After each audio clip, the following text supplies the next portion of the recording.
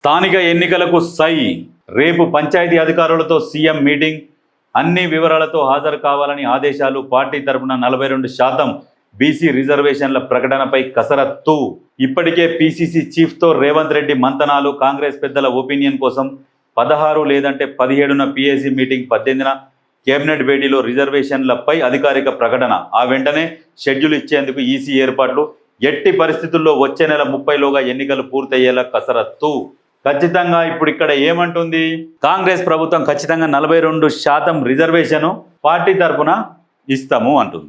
ఇప్పుడు కాంగ్రెస్ పార్టీ ఇయ్యంగానే మిగతా పార్టీలు ఏం చేయాలి? ఖచ్చితంగా ఇయ్యలేదంటే బీసీల మీద మీకు ఎటువంటి ప్రేమ లేదు, ఈ దొంగ నాటకాలు ఆడుతున్నారని అర్థం చేసుకోవాలి. ఒక్కొక్కరు మాట్లాడతారు 42% కాదు, మేము వచ్చినాక పూర్తిగా బీసీలకు 42% ఇస్తారంటారు. ఎవరు? బీజేపీ. నువ్వు పూర్తిగా ఇచ్చుడో చచ్చుడో తర్వాత నువ్వు వచ్చుడలేదు చచ్చుడే లేదు. ఈ వాగ్దానాలు చేయకుండా మీకు అసలు ఎమ్మెల్యే సీట్లు ఎన్ని ఉన్నాయి, మీరు వచ్చే అవకాశాలు ఏడున్నాయి, అవి లేవు. అవి లేక మీరు వాగ్దానాలు చేయొద్దు. ఉన్నదానికి ఇప్పుడు ఫస్ట్ సహకరించి మళ్ళీ తర్వాత దానికి మీరు వచ్చినాక చూద్దాం. అప్పుడు మీరు వచ్చుడో చచ్చుడో తర్వాత కానీ అప్పుడు చూద్దాం.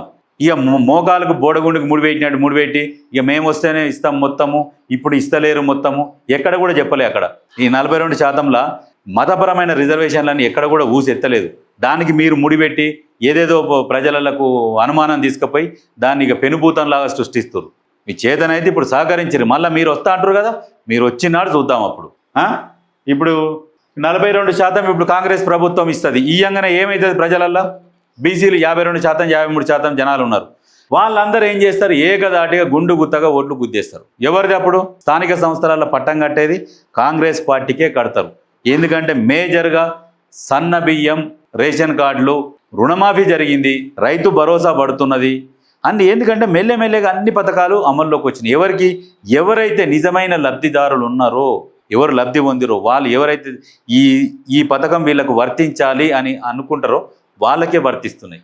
అక్రమంగా భూములు లేని దగ్గర భూములు ఉన్నట్టు సృష్టించి వాళ్ళకు పట్టదారు పాస్బుక్ ఇచ్చేసి రైతు బంధు వేసుకోర్రి, క్రాప్ లోన్ తీసుకోర్రి, సప్పుడా కూసోర్రి, పోతే బుక్కు పోతుంది గంతే అన్నట్టు ఆ రకంగా మీరు పరిపాలిస్తే వాటిని అన్నిటిని కట్టడి చేసి నిజమైన పేదోళ్ళు ఎవరు వాళ్ళకు అందాల పథకాలు అన్న ఉద్దేశంతో ఇవన్నీ చేసుకుంటూ వచ్చింది. కాబట్టి ఖచ్చితంగా స్థానిక సంస్థల ఎన్నికలల్లో కాంగ్రెస్ పార్టీ ఖచ్చితంగా ఒక 80% సీట్లు కైవసం చేసుకుంటుంది.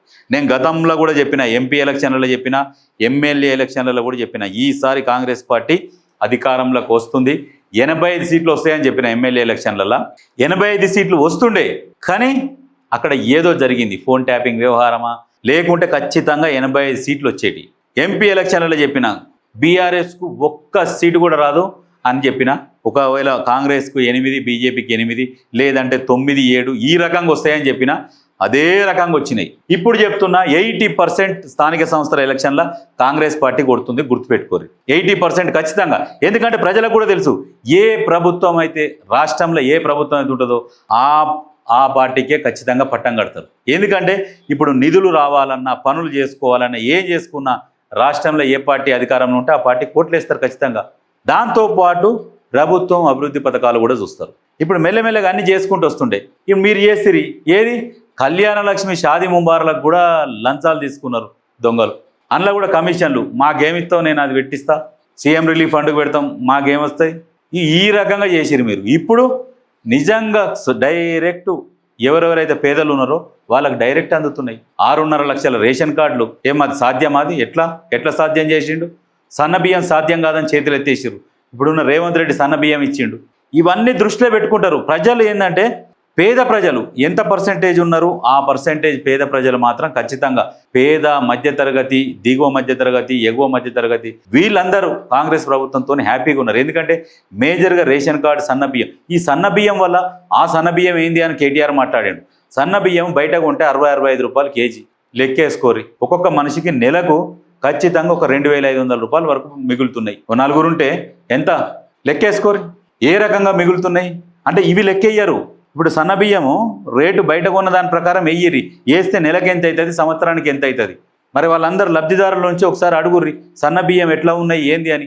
నేను కూడా రేషన్ బియ్యం తింటున్నా, ఓ దగ్గర నుంచి తీసుకొచ్చుకొని తింటున్నా, మంచిగా ఉన్నాయి, చాలా సూపర్ ఉన్నాయి. మధ్యన కొత్తగా రాగానే ఇప్పుడు గంజి పడుతుంది, అన్నం ఉడుకుతలేదు, బియ్యం తేలుతుంది, ఎన్ని కథలు పడ్డారు. గలీజ్గాళ్ళు వాడు ఉంటాడట మరి చేతికి గాజులు వేసుకొని వస్తే అన్నం చక్కగా అవుతుండే మరి పేదవాళ్ళు ఏదేమైనా అయిపోయింది. బీఆర్ఎస్ పార్టీ పని అయిపోయింది. దాన్ని నమ్ముకోకురి కార్యకర్తలు. మీకు కూడా చెప్తున్నా, మీరు వచ్చి ఇగో ఈ పార్టీలనే చేరురి ఆ పార్టీలనే చేరురు అని నేను ఎక్కడ కూడా మీకు సలహా ఇస్తలేను. మీ రాజకీయ భవిష్యత్తు దృష్టిలో పెట్టుకొని మీకు నచ్చిన పార్టీలో కోరి, అది ఆల్రెడీ మునిగిపోయింది, కొలాప్స్ అయిపోయింది. అది కొలాప్స్ అయిపోయిన దాంట్లో ఉండి వాళ్ళేదో పైసలు ఇస్తారు, ఖర్చు పెడతారు, మనం చేయి కొడదాము అన్న ఉద్దేశంతో ఉండకుర్రి. ఒక మంచి సలహా చెప్తున్నా మీకు నచ్చిన పార్టీకి కోర్రి. ఇళ్ళకే రారి అందులోకే పోరి అని ఎట్లా చెప్తలేను. ఏ పార్టీకి మద్దతుగా నేను మాట్లాడతాను. మీకు నచ్చిన పార్టీలో కోరి, కానీ ఆ దరిద్రమైన పార్టీలో ఉండకుర్రి.